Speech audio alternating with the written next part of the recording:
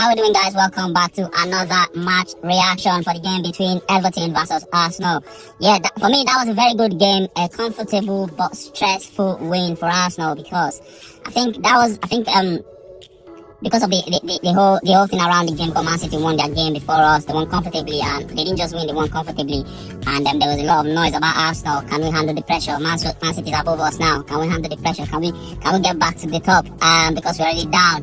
And because in previous years, when Man City overtakes us like that, we crumble. But this time around, I think the mentality is different.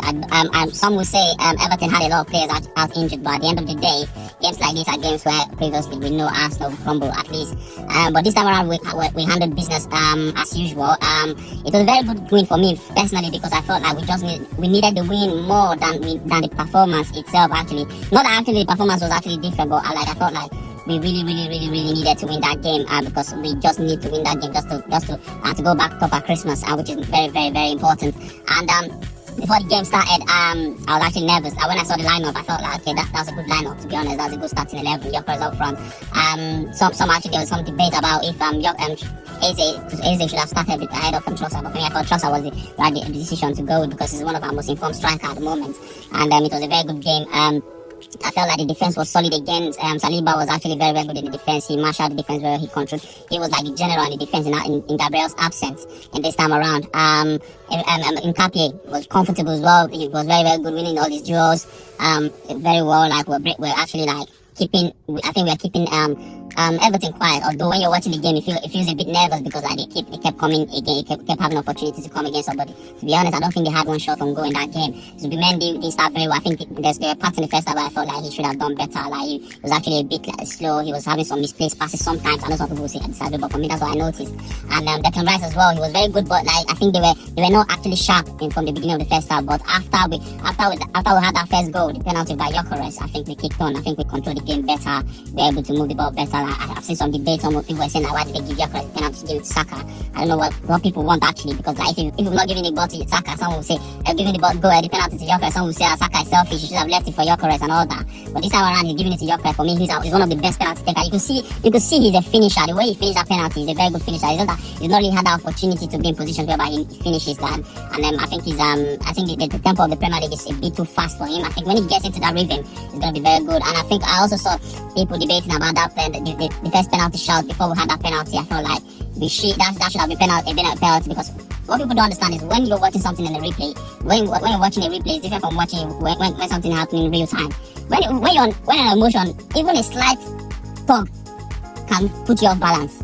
Even a slight touch can put you off balance because he was actually running onto the ball to head the ball home. But I think that notch from that guy actually put him off. I don't know why that wasn't a penalty, but at the end of the day, I think it was good that we had a gift from O'Brien from that corner. I don't know what he was actually doing there. Like maybe he was actually maybe he thought he was actually playing volleyball. I don't understand. But at the end of the day, we got the penalty and Gyökeres stepped up and he took it. Some people will say yes, it's a full penalty and all that. It's just a penalty, start padding and all that. But if he had missed that penalty, the narrative would have been different. If he had missed that penalty, the narrative would have been very different. But by saying, yeah, they gave him a penalty, he scored from a penalty, he couldn't score from open play. But if Gyökeres had actually missed that penalty, I know the narrative that would have been coming out now. Yeah, Gyökeres is a waste of money, blah blah blah, blah, blah, blah.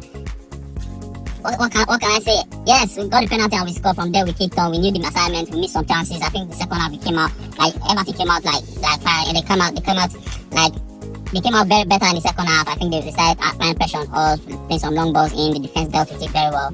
And in the mid, and later on, I think we took control over the game again. And we had some chances. Zubimendi hit the crossbar. There was a chance Timber where he squared the ball for Saka. I felt like he should have squared it for Gyökeres. That was a tapping for Gyökeres actually. That was the type of goal Gyökeres scored against Nottingham Forest, where Eberechi squared it for him and he scored. And Saka, although Saka actually beat the goalkeeper, but because we had someone in the line, but I think he should have done better. He wasn't ruthless enough. He should have expected that somebody would have been at the back of the goalkeeper to clear the ball away. And we had another very good attacking moment whereby there's wonderful piece of play in the attacking third. And I think it was Declan Rice who laid the ball for Leandro Trossard, which everyone expected him to have scored, but he didn't score. He hit the bar, which was actually another good opportunity for us to score again. Yes, and So many things happened in that game. It was actually very interesting. I think that the main thing for me that was the fact that we actually won that game. The 3 points was what actually mattered. I know watching the game was a bit nervy, but when you come out of it and look at the replay, you notice that we didn't have Everton didn't really threaten us much. It was a comfortable win, but as a fan, it was a stressful game to watch. Yes.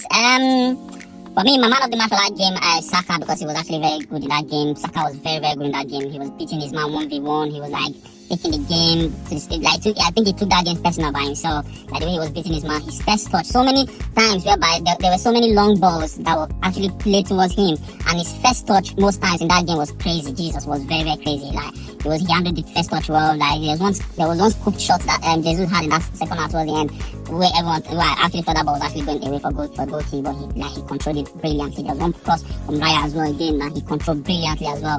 It was a very, very good game, very, very good performance by Bukayo Saka. So for me, he was my man of the match. He was my man of the match for that game, and I feel like Gyökeres is beginning to. I think that penalty actually, like, we kick him on.